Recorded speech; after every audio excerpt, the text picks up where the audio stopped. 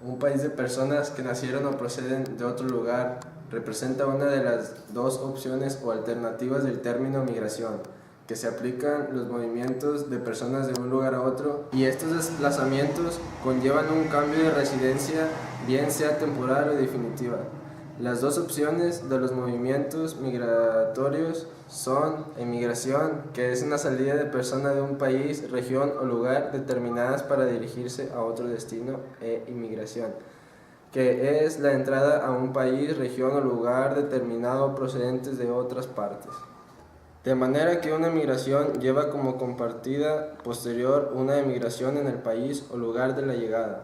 Los motores más importantes que impulsan la inmigración hacia los países ricos o en el lado de la oferta son básicamente cuatro: las oportunidades de empleo y los desempleos de mejor nivel de los ingresos, el caos y represión política existentes en los países exportadores de mano de obra, la transición de economías agrarias a la industrialización, ya que esa implica una nueva reasignación de los recursos de sectores primarios a la industria para provocar flujos inmigratorios del campo a la ciudad y el extranjero.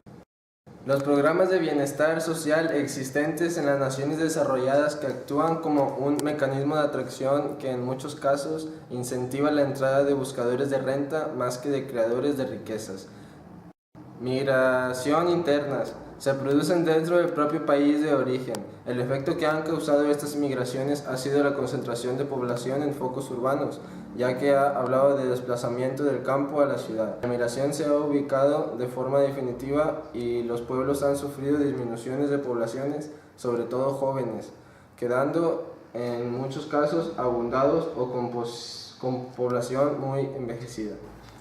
De una manera general, puede afirmarse que el crecimiento urbano se ha producido por la inmigración y solo en parte ha sido generado internamente por el incremento natural de su población.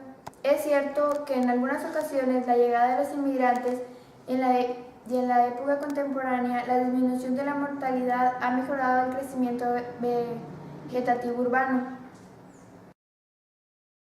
Desde hace 3 siglos, es decir, desde el famoso estudio de John Grant en 1667 y desde los análisis de los economistas y aritméticos políticos europeos del siglo XVII y XVIII, se sabe que las ciudades tenían un exceso crónico de muertes en relación con el número de nacimientos, así como cifras más bajas de natalidad que las áreas rurales. La migración es un proceso de movilidad espacial y social que ha permitido la ocupación de todo el espacio terrestre y la mejora de las condiciones de la vida de la humanidad. A las ciudades les ha permitido, como hemos visto, el mantenimiento de su población y el desarrollo de sus actividades económicas. En las sociedades tradicionales, incluso en las más estáticas, la movilidad espacial se hace, en general, necesaria con el aumento de las familias. La inmigración ha sido una característica permanente de las ciudades desde el comienzo de la historia. La inmigración es consustancial a la ciudad y ha significado una aportación de gran valor, factor de crecimiento económico y de innovación. Y lo sigue siendo hoy a pesar que los cambios en las sociedades desarrolladas exigen en la actualidad una menor demanda de mano de obra y por consiguiente un menor número de inmigrantes para el mercado. Consecuencias de la inmigración. Consecuencias demográficas. Los inmigrantes han contribuido decisivamente al crecimiento demográfico, tanto de forma directa como por el incremento de la natalidad. Consecuencias económicas. Los inmigrantes aportan a la población activa que desempeña las tareas más duras y peores remuneradas. Colabora al crecimiento del PIB. Aporta más dinero a las áreas públicas del consumo de educación y sanidad. Ayuda a la carga del elevado gasto de pensión y presenta servicios domésticos y permite incrementar la tasa de actividades de las familias, especialmente de las mujeres. La inmigración se relaciona también con algunos problemas como la pérdida de competitividad económica, la presión a la baja sobre los salarios, la acentuación de la escala movilidad geográfica de los trabajadores y el aumento del difícil acceso a dicha movilidad geográfica.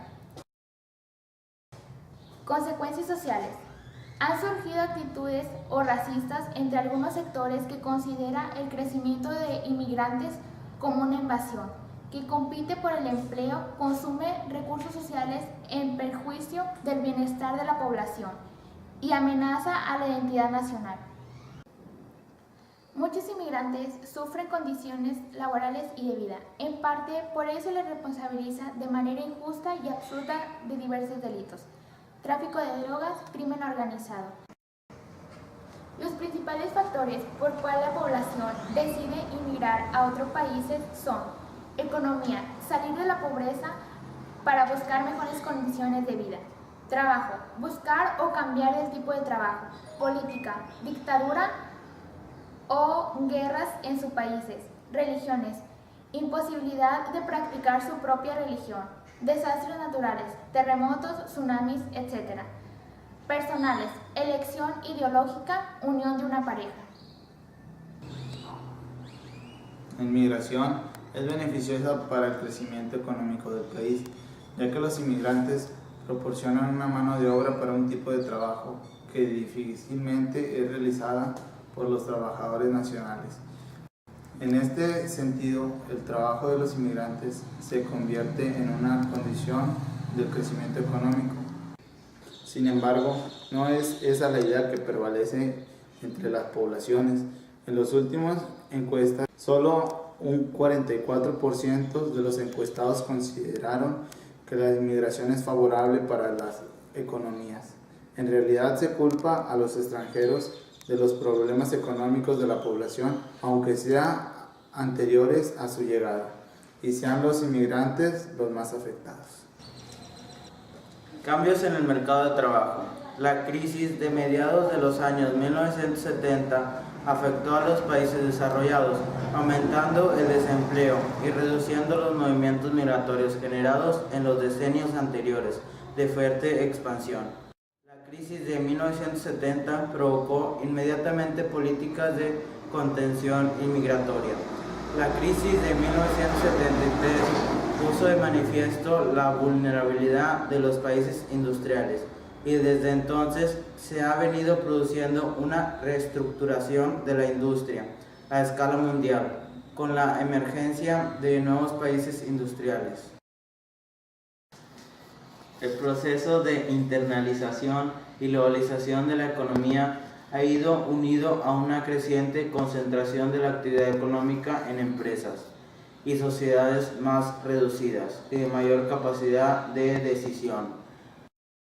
El desarrollo de la electrónica y las tecnologías permiten convertir a las grandes ciudades en centros mundiales de la comunicación y la gestión a larga distancia.